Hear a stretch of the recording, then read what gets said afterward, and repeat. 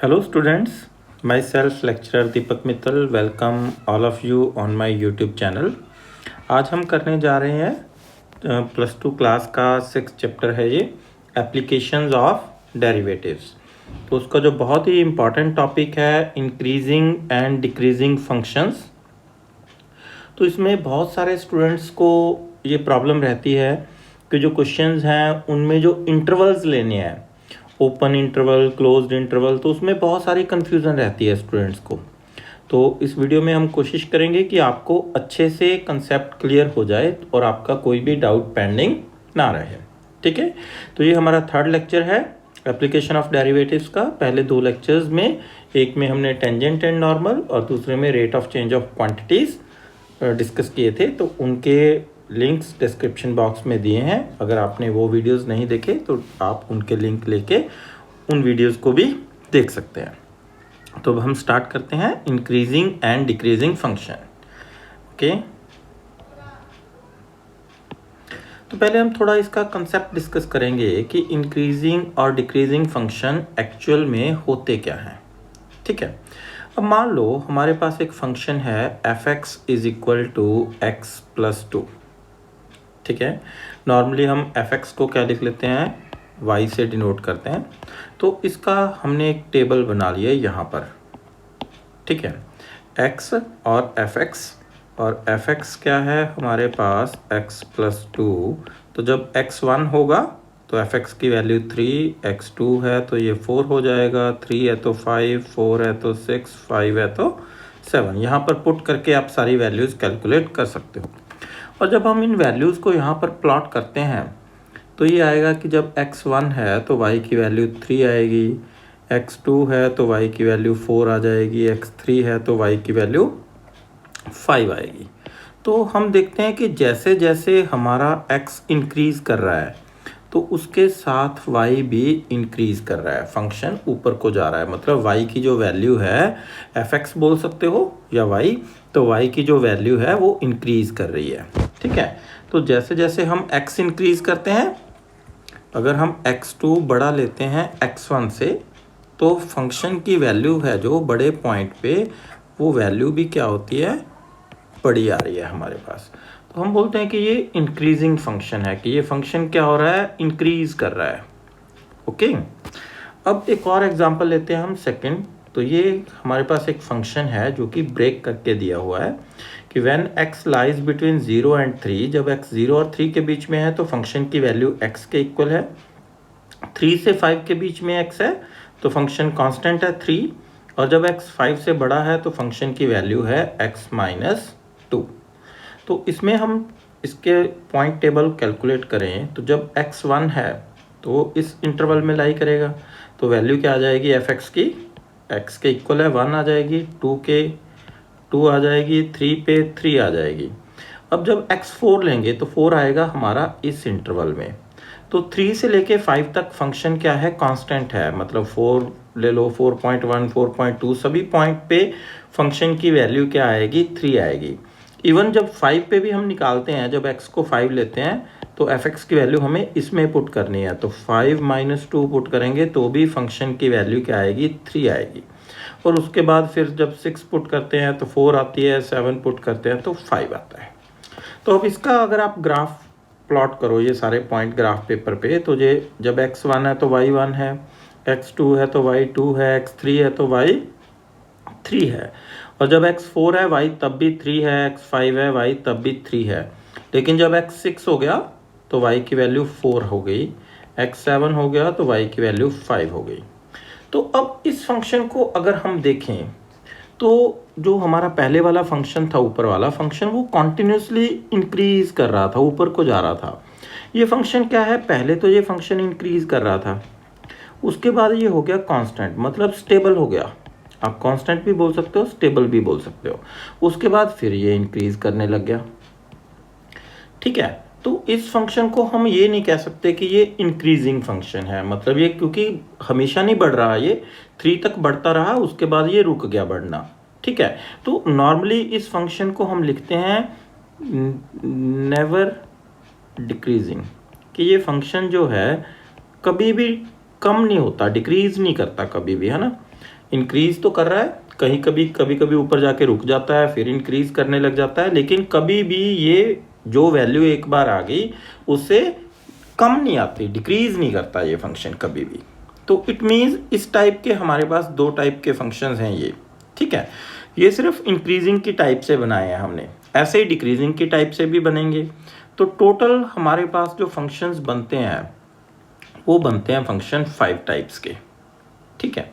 तो नॉर्मली क्या है इसमें, क्या है, आप देखोगे तो अलग अलग बुक्स हैं जो वो अलग अलग कॉन्सेप्ट फॉलो करते हैं, ठीक है। हम एनसीईआरटी के अकॉर्डिंग फॉलो कर रहे हैं सारा सिस्टम।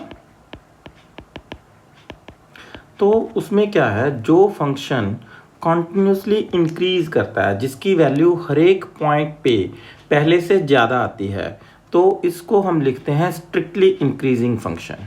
इसमें मतलब अगर आप x2 ग्रेटर देन x1 लोगे, मान लो ये x1 पॉइंट है, ये x2 पॉइंट है, तो x2 पॉइंट x1 से बड़ा है, तो x2 पॉइंट पे जो आपकी वैल्यू आएगी फंक्शन की वो क्या होगी, fx1 से डेफिनेटली बड़ी वैल्यू आएगी ऑलवेज। तो ऐसे फंक्शन को हम बोलते हैं स्ट्रिक्टली इंक्रीजिंग फंक्शन, जिसमें अगर x2 x1 से बड़ा है तो fx2 भी डेफिनेटली fx1 से बड़ा ही होगा, ओके। सेकंड है इंक्रीजिंग फंक्शन। इंक्रीजिंग फंक्शन में क्या है कि मान लो ये हमारा है पॉइंट x1 और ये हमारा पॉइंट है x2, तो यहाँ पर क्या है, x2 जो है x1 से बड़ा है, तो ये हमारी जो वैल्यू है बेटा ये है fx1 और ये वाली वैल्यू है fx2।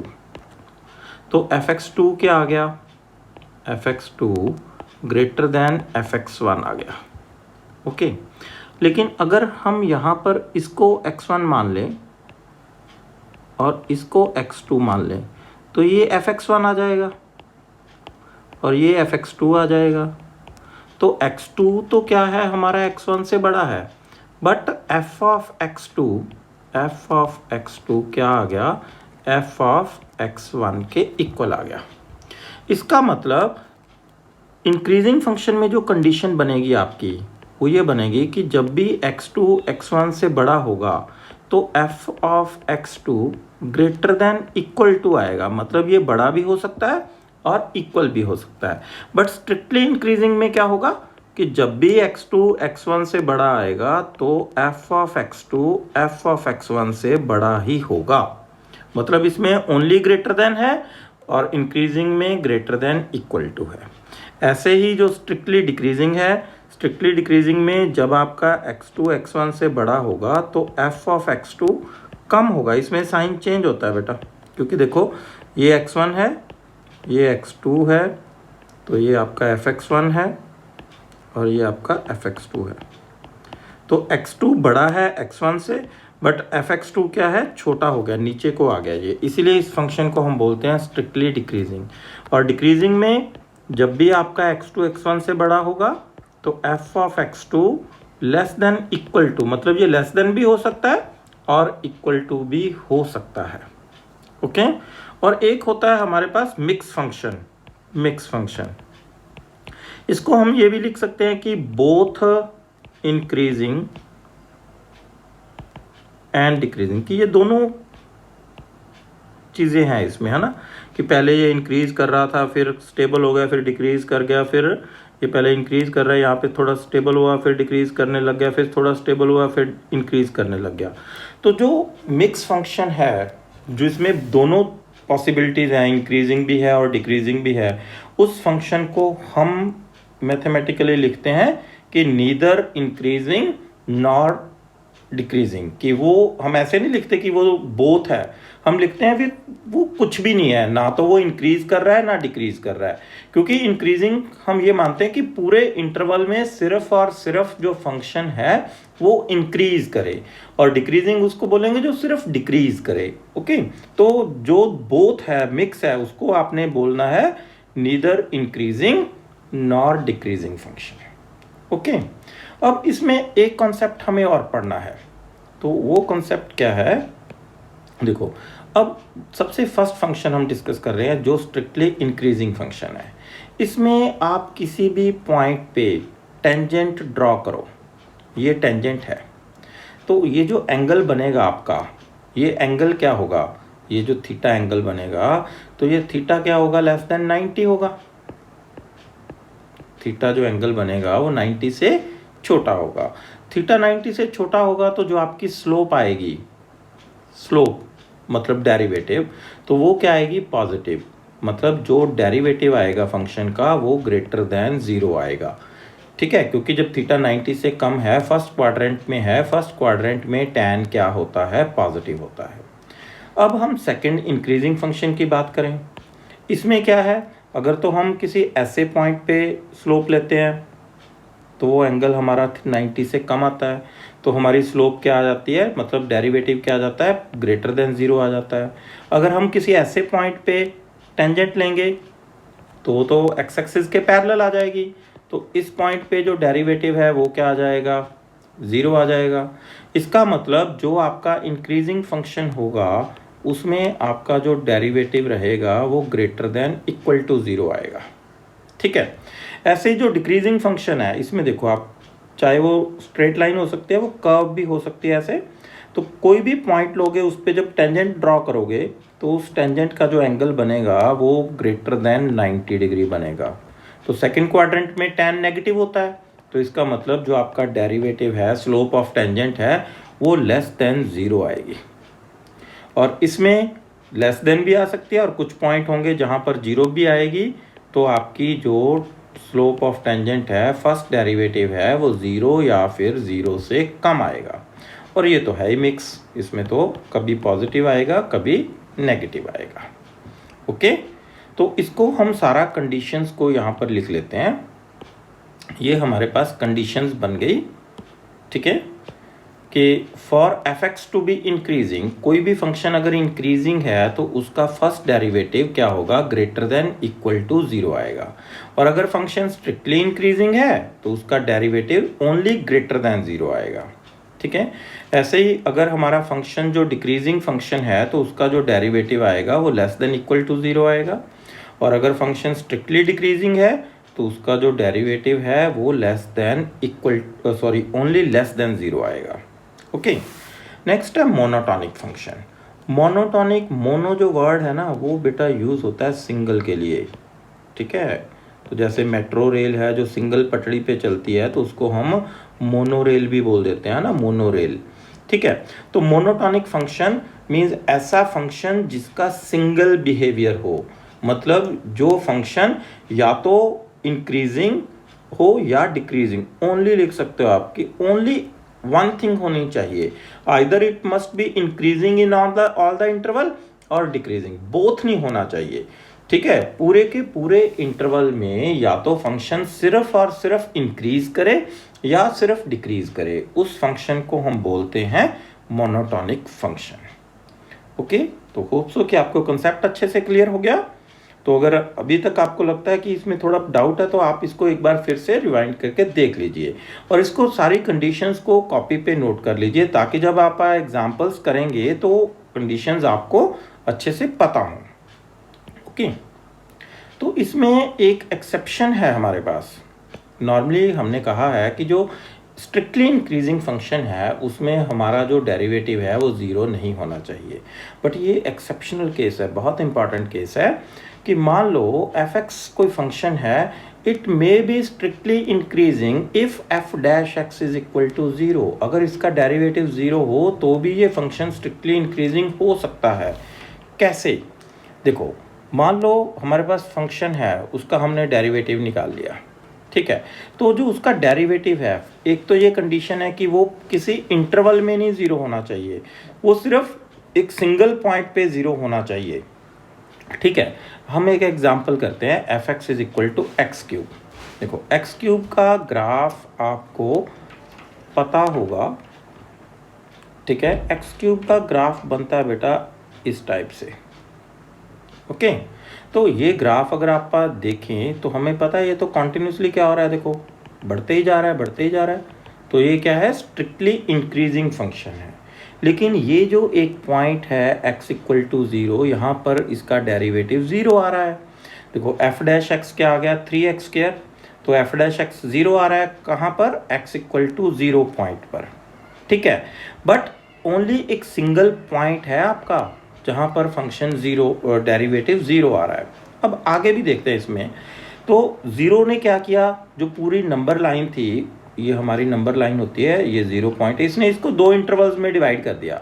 एक तो इस तरफ जो कि -∞ टू 0 आ गया, एक इस तरफ जो कि 0 टू ∞ आ गया। 0 पे हमने ओपन ब्रैकेट लिया है। तो इस इंटरवल में फर्स्ट में लेफ्ट साइड में हमने डेरिवेटिव देखा, क्योंकि x नेगेटिव है बट डेरिवेटिव क्या है, वो तो 3x² है, तो नेगेटिव का भी स्क्वायर करेंगे तो क्या आएगा, पॉजिटिव आएगा। तो इसका मतलब इस इंटरवल में भी हमारा जो डेरिवेटिव है वो पॉजिटिव है, और जब x पॉजिटिव है तब तो डेरिवेटिव हमारा पॉजिटिव है ही है, ठीक है। और जो डेरिवेटिव है वो 0 सिर्फ एक पॉइंट पे आ रहा है। तो हुआ क्या इस केस में कि सिर्फ एक पॉइंट पे डेरिवेटिव 0 आ रहा है, उससे पहले भी पॉजिटिव है, उसके बाद भी पॉजिटिव है, दोनों साइड में सेम है उसका बिहेवियर, दोनों साइड में स्ट्रिक्टली इंक्रीजिंग था, और सिंगल एक पॉइंट आया जहां पर आपका डेरिवेटिव 0 आ गया। तो उसमें क्या हुआ कि आपका जो फंक्शन है through out strictly increasing function होगा। तो फॉर ऑल एक्स मीन्स -∞ से +∞ तक ये फंक्शन आपका जो है वो स्ट्रिक्टली इंक्रीजिंग फंक्शन है, ओके। तो अब हम देखते हैं कि आगे हमारे पास क्वेश्चंस किस टाइप के आएंगे एक्सरसाइज में। तो हमारे पास दो टाइप के क्वेश्चंस आएंगे बेटा, कॉम्पिटिशन्स में भी हमारे पास इस टाइप के सेकंड टाइप के क्वेश्चंस आते हैं कॉम्पिटिशन्स में, और बेसिक में हमारे पास दोनों टाइप के क्वेश्चंस आ जाते हैं, ठीक है, शो करने वाले भी और फाइंड करने वाले भी। तो हमारे पास या तो शो करना और प्रूव करने का क्वेश्चन होगा कि show that the given function is increasing और decreasing in the given interval. तो इन क्वेश्चंस में हमें एक इंटरवल दिया होता है, गिवन होता है, तो हमें शो करना होता है कि उस इंटरवल में फंक्शन जो है वो इंक्रीजिंग या डिक्रीजिंग जो भी रिक्वायर्ड है। और सेकंड जो क्वेश्चन है वो होता है कि फंक्शन दिया होता है, हमें इंटरवल्स फाइंड करने होते हैं, ठीक है। तो ये नॉर्मली ये क्या होते हैं, मिक्स फंक्शन के क्वेश्चन होते हैं, मोनोटॉनिक फंक्शन नहीं होते इन क्वेश्चंस में, मिक्स फंक्शन होता है। मिक्स फंक्शन मतलब जो कुछ जगह पर इंक्रीज कर रहा है, कहीं पर डिक्रीज कर रहा है, तो हमें यही फाइंड करना है कि कहाँ से लेके कहाँ तक वो इंक्रीज कर रहा है और कहाँ से लेके कहाँ तक वो डिक्रीज कर रहा है। तो इन दोनों टाइप के क्वेश्चंस हम कुछ डिस्कस करेंगे ताकि आपको कोई डाउट पेंडिंग ना रहे, ओके। तो फर्स्ट क्वेश्चन है हमारे पास, बिल्कुल सिंपल क्वेश्चन है ये एनसीईआरटी बुक की आपकी एग्जांपल्स सॉल्व कर रहे हैं हम, ठीक है। 6.2 एक्सरसाइज से पहले जो एग्जांपल्स दिए हुए हैं कि show that the function f x 7x - 3 is strictly increasing on R. R means, R का मतलब है हमारे पास -∞ से लेके +∞ इंटरवल। यहाँ पर फंक्शन क्या है 7x - 3, हमने डेरिवेटिव के हेल्प से ही सॉल्व किया है, तो इसका डेरिवेटिव फाइंड करेंगे। डेरिवेटिव क्या आ जाएगा 7, तो 7 तो क्या है हमेशा ही ग्रेटर देन 0 है, x तो है ही नहीं, ये x पे डिपेंड नहीं करता, तो f डैश x क्या आ गया आपका ग्रेटर देन 0 आ गया फॉर ऑल x। और अगर डेरिवेटिव हमारा पॉजिटिव है तो इसका मतलब फंक्शन क्या है, स्ट्रिक्टली इंक्रीजिंग है for all x belongs to r, या हम लिख सकते हैं on r, okay. Second example है show that the function f(x) is equal to this is strictly increasing on r। तो ये भी उसी टाइप का क्वेश्चन है, हमें शो करना है कि ये फंक्शन स्ट्रिक्टली इंक्रीजिंग है for all x belongs to r, -∞ से लेके +∞ तक x की कोई भी वैल्यू हो ये फंक्शन हमेशा इंक्रीज करेगा। तो इंक्रीज करने की कंडीशन क्या है कि जो डेरिवेटिव है वो आपका ग्रेटर देन 0 आना चाहिए स्ट्रिक्टली इंक्रीज के लिए, ओके।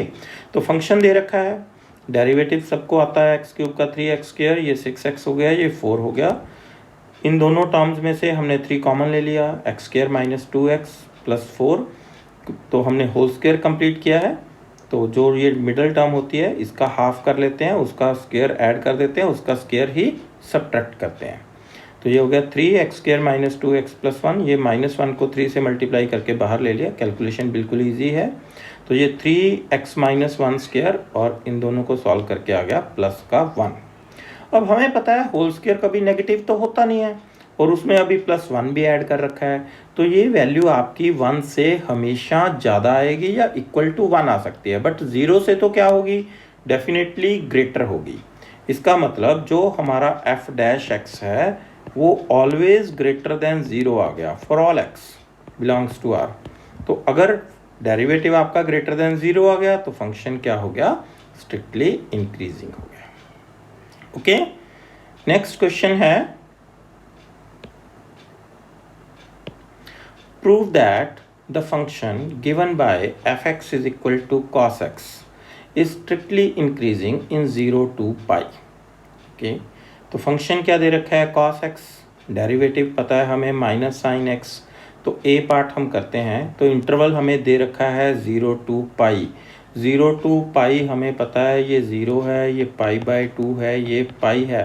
0 से पाई मतलब ना तो हमें 0 लेना है ना ही हमें पाई लेना है, इन दोनों को छोड़ के लेना है। तो ये क्या हो गया, फर्स्ट और सेकंड क्वाड्रेंट आ गया। फर्स्ट और सेकंड क्वाड्रेंट में आपको पता है कि साइन एक्स क्या होता है, पॉजिटिव होता है। तो साइन एक्स क्या है, ग्रेटर देन 0, तो माइनस साइन एक्स क्या हो जाएगा, जब नेगेटिव से मल्टीप्लाई करते हैं तो ये बीच वाला साइन चेंज हो जाता है। तो minus sine x less than 0 आ गया और माइनस साइन एक्स क्या है, एफ डैश एक्स। तो इसका मतलब एफ डैश एक्स क्या हो गया, लेस देन 0 आ गया। तो फंक्शन क्या हो गया, स्ट्रिक्टली डिक्रीजिंग बन गया इस इंटरवल में। Okay, now second B part है, उसमें जो इंटरवल दे रखा है वो पाई से लेके 2 पाई। तो पाई से लेके 2 पाई, ये पाई था, ये 3 पाई बाय 2 हो गया, ये आ गया 2 पाई। तो इस इंटरवल में ये तो चला गया आपका जी थर्ड और फोर्थ क्वाड्रेंट में। थर्ड और फोर्थ क्वाड्रेंट में साइन की वैल्यू सबको पता है कि नेगेटिव होती है, ठीक है। तो साइन एक्स नेगेटिव है तो माइनस साइन एक्स क्या हो जाएगा, पॉजिटिव हो जाएगा। तो आपका डेरिवेटिव पॉजिटिव हो जाएगा, तो फंक्शन स्ट्रिक्टली इंक्रीजिंग हो जाएगा इस इंटरवल में।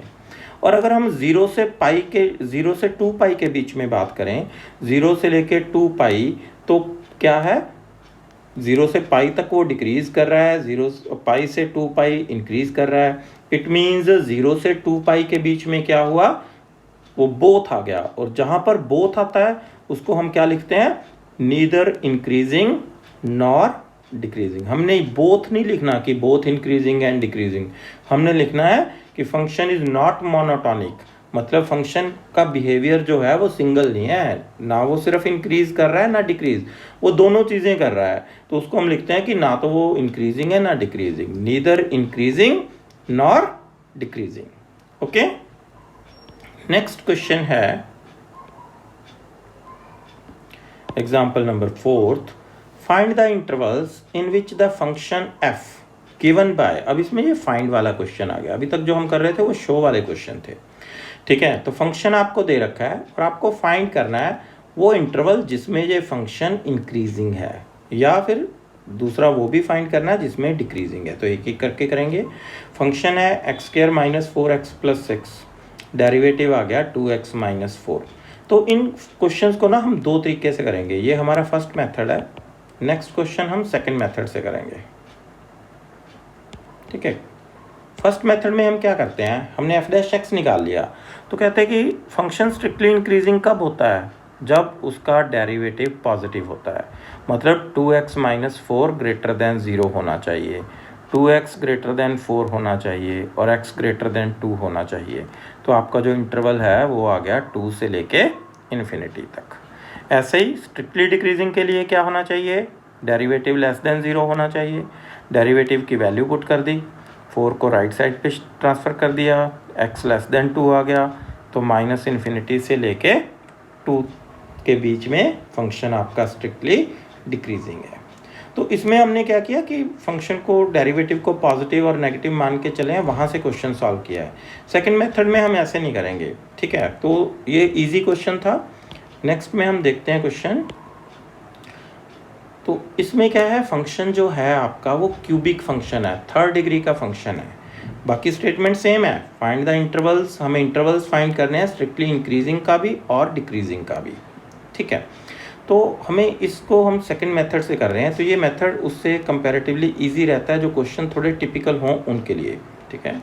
तो इसमें क्या है, ये आपका सेकंड मेथड है, तो हम ज़्यादातर इसी को प्रेफर करते हैं मेथड को, ठीक है, यही मेथड हम प्रेफर करेंगे, आगे सारे क्वेश्चंस इसी मेथड से करेंगे। तो सबसे पहले क्या किया, फंक्शन था उसका हमने फाइंड कर लिया डेरिवेटिव, तो उसमें कोई प्रॉब्लम नहीं है, 12x² minus 12x minus 72, 12 common आ गया, ठीक है। तो इसकी फैक्टराइजेशन कर ली मैंने, फैक्टर बना लिए, ठीक है, फैक्टर्स तो आप इजीली बना लोगे सारे। तो अब क्या करते हैं, हम डेरिवेटिव को पुट कर लेते हैं 0, तो 0 पुट करके एक बार x माइनस 3 को 0 पुट करेंगे तो x आ जाएगा 3, और एक बार x प्लस 2 को 0 पुट करेंगे तो x आ जाएगा -2। तो हम ये वाले पॉइंट्स फाइंड कर लेते हैं कि वो कौन से पॉइंट्स हैं जहाँ पर आपका जो डेरिवेटिव है वो 0 आ रहा है, ठीक है। ध्यान दो कि क्वेश्चन जो है स्ट्रिक्टली का क्वेश्चन है, स्ट्रिक्टली इंक्रीजिंग और स्ट्रिक्टली डिक्रीजिंग। तो इसमें जो सबसे बड़ी प्रॉब्लम इस चैप्टर में रहती है ना, स्टूडेंट्स को इंटरवल्स की रहती है, तो इंटरवल्स को आपने ध्यान से समझना है, ठीक है। तो सबसे पहले हमने ये पॉइंट्स फाइंड कर लिए जहाँ पर हमारा डेरिवेटिव 0 आ रहा है, तो हमने वो पॉइंट्स को नंबर लाइन पे मार्क कर लिया। एक पॉइंट है -2, एक पॉइंट है 3, तो the point x equal to -2 and x equal to 3, तो ये 2 पॉइंट्स आ गए हमारे। तो इन 2 पॉइंट्स ने पूरी नंबर लाइन को काट दिया, तो नंबर लाइन के हो गए 3 पोर्शंस, एक इस से इस तरफ, एक इन दोनों के बीच वाला पोर्शन और एक राइट साइड वाला। तो 3 डिसजॉइंट इंटरवल्स बन गए हमारे पास। यहाँ पर आपने एक चीज़ ध्यान देनी है, जो आप इंटरवल बनाओगे ना, जो आपके पॉइंट आए हैं जिन पॉइंट्स पे डेरिवेटिव 0 है, वहाँ पर आपने हमेशा ओपन इंटरवल ही रखना है। मतलब 2 है, 2 पे ओपन लेना है, सॉरी -2 पे ओपन लेना है, 3 पे भी ओपन लेना है, राउंड ब्रैकेट कह लो या ओपन कह लो, एक ही बात है। तो इन सभी पे आपने, जहाँ पे भी आपका डेरिवेटिव 0 बन रहा है वहाँ पर आपने राउंड ब्रैकेट लेनी है, और इन्फिनिटी और माइनस इन्फिनिटी पे हमें पता ही है कि राउंड ब्रैकेट ही आती है, ओके। तो ब्रैकेट्स का यहाँ पर तो आपको कोई डाउट नहीं होगा, ओके। अब हम देखते हैं एक एक इंटरवल करके इसको सॉल्व करते हैं। जब x हमारा -इन्फिनिटी से लेके -2 के बीच में लाई करता है, ठीक है, फर्स्ट इंटरवल में हम क्या करते हैं, x की कोई वैल्यू सपोज कर लेते हैं अपने माइंड में, ठीक है। रफ वर्क करना है, आपको शो नहीं करना, शो पेपर में जैसे में हमने लिखा है ऐसे ही लिख देना है आपने, सिर्फ आपने रफ काम में करना है या अपने माइंड में कैलकुलेशन करनी है कि x -इन्फिनिटी और -2 के बीच में है। तो मान लो हमने x की कोई वैल्यू सपोज कर ली इस इंटरवल में, मान लो हमने -3 सपोज कर लिया, ओके। अब -3 हमारे पास f' क्या था, f' था हमारे पास 12, x क्या हो गया इसको, ठीक है, 12 x माइनस 3 x प्लस 2, ये था 12 है।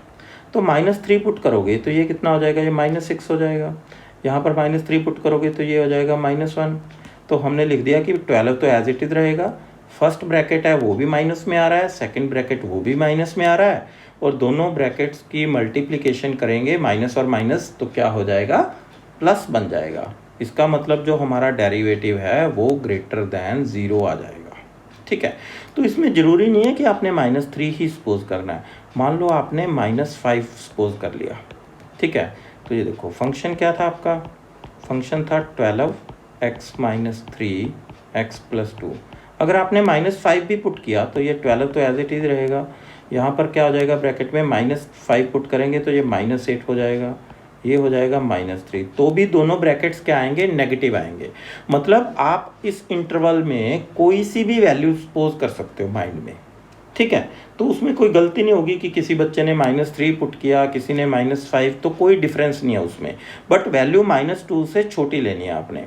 तो उसमें दोनों ब्रैकेट्स हमारे क्या हो गए, नेगेटिव आ गए। तो दोनों नेगेटिव आ गए तो नेगेटिव और नेगेटिव की प्रोडक्ट की पॉजिटिव, तो डेरिवेटिव, फर्स्ट डेरिवेटिव जो है वो पॉजिटिव आ गया। तो इस इंटरवल में हमारा जो फंक्शन है वो स्ट्रिक्टली इंक्रीजिंग होगा, ओके। अब हमें बाकी के 2 इंटरवल्स चेक करने हैं,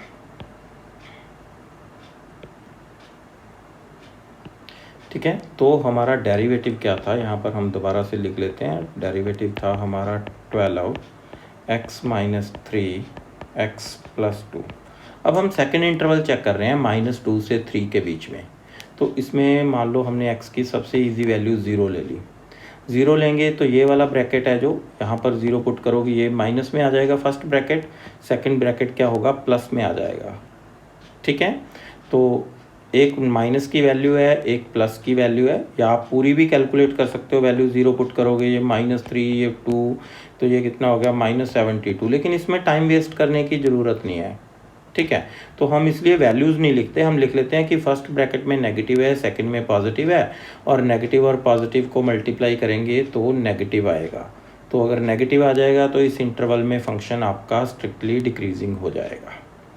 और जो लास्ट इंटरवल है 3 to ∞, उसमें भी कोई वैल्यू सपोज कर लो 4 सपोज करोगे तो जो फर्स्ट ब्रैकेट है x-3 4-3 वो भी प्लस का आएगा, सेकंड भी प्लस का आएगा, और ओवरऑल वैल्यू भी पॉजिटिव बन जाएगी। तो इस इंटरवल में भी स्ट्रिक्टली इंक्रीजिंग आ गया। तो टोटल इंटरवल 3 थे हमारे, जिसमें से 2 में इंक्रीजिंग आ गया, 1 में डिक्रीजिंग। तो जो 2 में इंक्रीजिंग आ गया उनमें हमें यूनियन का साइन डालना होता है हमेशा, सेट थ्योरी का रिजल्ट है। तो इन दोनों इंटरवल्स की यूनियन में तो फंक्शन आपका स्ट्रिक्टली इंक्रीजिंग आ गया, और एक इंटरवल में आपका फंक्शन जो है वो स्ट्रिक्टली डिक्रीजिंग आएगा। ओके, नेक्स्ट क्वेश्चन करते हैं। तो नॉर्मली क्या है, ट्रिग्नोमेट्री से बेस्ड क्वेश्चन ज़्यादा आते हैं इसमें। ठीक है, तो हमें बिल्कुल इसका पैनिक नहीं होना, बिल्कुल इजी वे में करेंगे क्वेश्चन, आपको बड़े आराम से इन पे कॉन्फिडेंस बन जाएगा कि हमें क्वेश्चन बहुत ही अच्छे तरीके से आते हैं। अब देखो क्वेश्चन क्या है, फाइंड का ही क्वेश्चन है। तो फाइंड के क्वेश्चन में नॉर्मली इंक्रीजिंग डिक्रीजिंग दोनों दिए होते हैं, या कई बार सिंगल भी हो सकता है। तो इसमें ध्यान दो कि सिर्फ इंक्रीजिंग का है क्वेश्चन आपका। ठीक है, सिर्फ इंक्रीजिंग का क्वेश्चन है हमारे पास। फंक्शन क्या दिया है sin 3x। ठीक है, अब चाहे इंक्रीजिंग का क्वेश्चन है चाहे स्ट्रिक्टली इंक्रीजिंग का है, हम स्टार्टिंग में क्वेश्चन को एक ही मेथड से करेंगे। इसको आपने ध्यान देना है। आप अपने माइंड में ये रखो कि ये इंक्रीजिंग का क्वेश्चन नहीं है, ये स्ट्रिक्टली इंक्रीजिंग का ही क्वेश्चन है। सिर्फ एंड में जाके एक चीज़ का चेंज करना है, वो आपको बताऊंगा नेक्स्ट पेज पे। ठीक है, तो आपने पहले जैसे स्ट्रिक्टली का क्वेश्चन हमने सॉल्व किया, हम इस क्वेश्चन को भी बिल्कुल सेम मेथड से स्टार्ट करते हैं। तो फंक्शन दे रखा है sin 3x, डेरिवेटिव कर दिया उसका 3 cos 3x, डेरिवेटिव को 0 पुट कर दिया, cos 3x आ गया 0। तो अब हमें पता है कि जो ट्रिग्नोमेट्रिक फंक्शंस हैं वो तो इनके इनफाइनाइट सॉल्यूशंस होते हैं। तो cos की वैल्यू 0 कब आती है, 90 पे भी 0 आ जाती है, 270 पे भी 0 आ जाती है, 450 पे भी 0 आ जाएगी, बहुत सारी वैल्यूज़ आएंगी।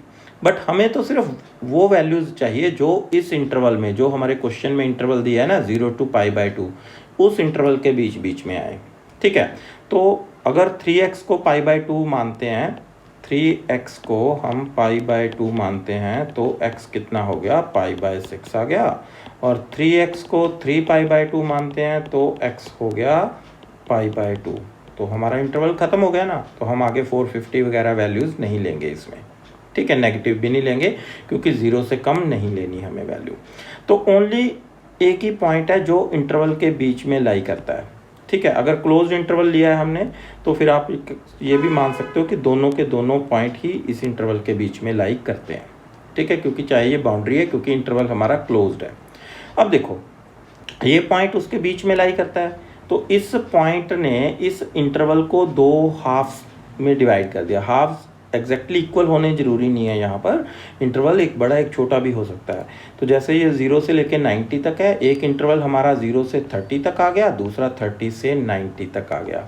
बट अब आपने यहाँ पर क्या ध्यान देना है, यहाँ पर देखो इंटरवल्स का, तो ये आएगा आपका जिस पॉइंट पे डेरिवेटिव 0 बनता है वो पॉइंट हमने इंटरवल में इंक्लूड नहीं करने। तो π/6 पे भी 0 बन रहा था, तो π/6 पे देखो ओपन ब्रैकेट लिया हमने। ठीक है, यहाँ पे भी जहाँ पे भी π/6 आएगा ओपन ब्रैकेट आएगा, राउंड ब्रैकेट बोल सकते हो। और π/2 पे भी डेरिवेटिव 0 बन रहा है, तो π/2 पे भी राउंड ब्रैकेट ही लेनी है। ठीक है, इस चीज़ का ध्यान रखना है। और 0 पे तो डेरिवेटिव 0 नहीं बन रहा, और हमें क्वेश्चन में 0 पे क्लोज दिया है, तो हमने 0 पे यहाँ पर क्लोज्ड इंटरवल ही ले लिया। ठीक है, तो वापस रिपीट करते हैं कि सिर्फ जिन पॉइंट्स पे आपका फर्स्ट डेरिवेटिव 0 बनता है वो पॉइंट्स पे आपने क्या करना है, राउंड ब्रैकेट लेनी है। ठीक है। अब हम चेक करेंगे कि इन दोनों में से किस में ये इंक्रीज करेगा, किस में डिक्रीज करेगा। अब देखो, जब x हमारा 0 से लेके π/6 के बीच में है, मतलब 0x π/6, 3 से मल्टीप्लाई करेंगे 0 ही रहेगा, यहाँ पर क्या हो जाएगा π/2, मतलब 3x किसको बिलोंग करेगा, 0 से लेके π/2 के बीच में, राउंड। तो cos की वैल्यू क्या होती है, ये तो फर्स्ट क्वाड्रेंट है, फर्स्ट क्वाड्रेंट में cos की वैल्यू क्या होती है, cos की वैल्यू पॉजिटिव होती है, तो cos 3x पॉजिटिव आ गया, 3 से मल्टीप्लाई कर दिया तो 3 cos 3x वो भी पॉजिटिव आ गया, और 3 cos 3x क्या था हमारा डेरिवेटिव, f' क्या आया था 3 cos 3x, तो इसका मतलब f' क्या आ गया, पॉजिटिव आ गया। तो fx इज स्ट्रिक्टली इंक्रीजिंग। देखो हमें क्वेश्चन इंक्रीजिंग का कर रहे थे हम, बट अभी रिजल्ट क्या बना है कि fx is strictly increasing for this interval. तो इस इंटरवल में जो आपका फंक्शन है वो स्ट्रिक्टली इंक्रीजिंग आ गया। ऐसे ही हमने सेकेंड इंटरवल लिया, x की वैल्यू ली हमने π/6 से लेके π/2 के बीच में, 3 से मल्टीप्लाई कर दिया, ये π/2 रह गया और यहाँ पर हो गया 3π/2। तो ये तो आपका यहाँ से लेके यहाँ तक आ गया, π/2 से लेके 3π/2। तो ये सेकंड और थर्ड क्वाड्रेंट आ गए। सेकंड और थर्ड दोनों क्वाड्रेंट्स में ही cos की वैल्यू क्या होती है, नेगेटिव होती है। ठीक है, तो cos 3x की वैल्यू नेगेटिव आ गई, 3 से मल्टीप्लाई करेंगे कोई फर्क नहीं आएगा, तो डेरिवेटिव क्या हो गया आपका, नेगेटिव आ गया। तो अगर डेरिवेटिव नेगेटिव आ गया तो फंक्शन क्या हो गया, स्ट्रिक्टली डिक्रीजिंग हो गया। ओके, तो अगर तो क्वेश्चन आपका स्ट्रिक्टली इंक्रीजिंग या फिर स्ट्रिक्टली डिक्रीजिंग का होता, फिर तो क्वेश्चन यहाँ पर आपका हो गया खत्म। बट क्वेश्चन में हमें क्या फाइंड करना था, इंटरवल वो फाइंड करने थे जहाँ पर फंक्शन इंक्रीजिंग है और डिक्रीजिंग है। तो इसके लिए हमारे पास एक थ्योरम है कि अगर आपका फंक्शन इन कॉन्टिन्यूस है, तो यहाँ पर फंक्शन क्या है, sin 3x है, sin तो हमें पता है कॉन्टिन्यूस फंक्शन है। तो अगर आपका फंक्शन किसी इंटरवल में कॉन्टिन्यूस है और किसी सब इंटरवल में स्ट्रिक्टली इंक्रीजिंग है, जैसे अभी ये स्ट्रिक्टली इंक्रीजिंग कहाँ पर था, 0 से लेके स्ट्रिक्टली इंक्रीजिंग कहाँ पर था, ये था 0 से लेके π/6 राउंड ब्रैकेट। तो जब आपने इंक्रीजिंग करना है ना तो ब्रैकेट क्लोज कर देने हैं, ठीक है, क्योंकि एंड पॉइंट्स भी हम इसमें इंक्लूड कर लेते हैं फॉर इंक्रीजिंग, क्योंकि इंक्रीजिंग के लिए डेरिवेटिव 0 भी हो सकता है, बट कंडीशन है कि फंक्शन कॉन्टिन्यूस होना ज़रूरी है उस पॉइंट पे। ठीक है, ऐसे ही अब स्ट्रिक्टली डिक्रीजिंग के लिए हमारा ये इंटरवल आया था π/6 to π/2 open interval, but only decreasing के लिए करना है तो हम क्या करेंगे, इंटरवल्स जो हैं एंड पॉइंट्स उसके क्लोज कर देंगे, क्योंकि फंक्शन जो है वो π/6 और π/2 दोनों पॉइंट्स पर हमारा जो फंक्शन है वो कॉन्टिन्यूस है फंक्शन। ओके, तो स्ट्रिक्टली वाला क्वेश्चन हमें पहले करना ही करना है। अगर इंक्रीजिंग या डिक्रीजिंग का क्वेश्चन आता है तो एंड में हम लिख देते हैं, क्योंकि फंक्शन कॉन्टिन्यूस है तो हम उसके सिर्फ जो ब्रैकेट्स हैं वो क्लोज कर देंगे।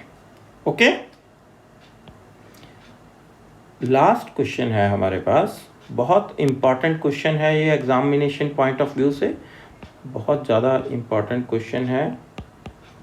ठीक है, find the intervals in which the function is strictly increasing और स्ट्रिक्टली डिक्रीजिंग। तो अब हमें पता है कि चाहे इंक्रीजिंग डिक्रीजिंग का भी हो क्वेश्चन तो भी हमें पहले स्ट्रिक्टली के लिए ही सॉल्व करना पड़ता है। ठीक है, तो इसमें क्वेश्चन में हमें करना ही स्ट्रिक्टली इंक्रीजिंग और स्ट्रिक्टली डिक्रीजिंग के लिए है। तो फंक्शन क्या दिया है हमें, sin x plus cos x, और इंटरवल दिया है 0 से लेके 2π। ठीक है, तो f' हमारे पास क्या आ गया, sin का डेरिवेटिव आ गया cos x, cos का डेरिवेटिव आ गया माइनस sin x। ठीक है, तो f' को हमने पुट कर लेना 0, तो cos x minus sin x equal to 0, तो cos x equal to sin x आना चाहिए। cos और sin की वैल्यू सेम आनी चाहिए, तो हमें पता है कहाँ पर सेम आती है, एक तो 45 पर दोनों की वैल्यू सेम आती है, एक आती है 225 पर 5π/4। ठीक है, 5π/4 पर भी इन दोनों की वैल्यू सेम आती है, दोनों थर्ड क्वाड्रेंट में नेगेटिव होते हैं। ठीक है, तो सिर्फ दो ही पॉइंट हैं इस इंटरवल में जहाँ पर ये दोनों फंक्शंस की वैल्यू साइन एक्स और कॉस एक्स की वैल्यू इक्वल आएगी। तो ये 2 पॉइंट्स हमने ले लिए, तो जो हमारा इंटरवल है उसके बन गए 3 पार्ट्स। ठीक है, ये देखो 0 से π/4, π/4 से 5π/4, 5π/4 से 2π। अब यहाँ पर फिर हम देखेंगे कि जो हमारा डेरिवेटिव है वो सिर्फ इन 2 पॉइंट्स पे 0 बन रहा है जी, π/4 और 5π/4। तो सिर्फ हमें π/4 का और 5π/4 का ये राउंड ब्रैकेट चाहिए, 0 का राउंड नहीं चाहिए हमें, क्लोज्ड ही रहेगा, स्क्वायर ब्रैकेट आएगी। 2π पे भी 0 नहीं बन रहा है इस क्वेश्चन में, तो 2π पर भी जो आपका ब्रैकेट है वो स्क्वायर ब्रैकेट ही आएगा।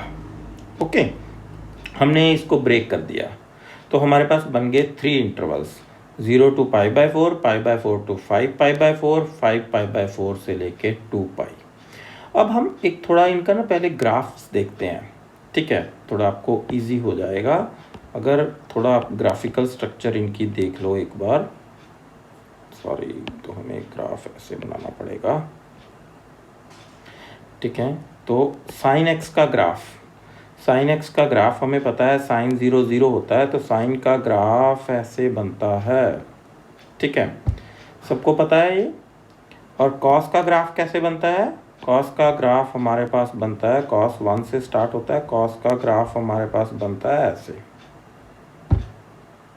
तो ये 2 पॉइंट्स आते हैं हमारे पास, एक तो आता है ये 5, ये पहले हम लिख दें कि ये जो है आपका ये कॉस एक्स का ग्राफ है जो पर्पल कलर में बनाया है, और ये हमारा है रेड कलर वाला साइन एक्स का ग्राफ। ओके, तो अब हम इसको थोड़ा एनालिसिस करें, तो ये जो पॉइंट है हमारा जहाँ पर ये दोनों बराबर आते हैं, इंटरसेक्ट करते हैं, तो ये पॉइंट है बेटा π/4, और ये वाला जो पॉइंट है ये है आपका 5π/4। ठीक है, तो अब इन 2 पॉइंट्स पे तो ये इक्वल आ गए, लेकिन इस इंटरवल में 0 से लेके π/4 में तो कॉस क्या है, कॉस के ऊपर है, साइन नीचे है, मतलब 0 से π/4 के बीच में कॉस एक्स जो है वो बड़ा है साइन एक्स से।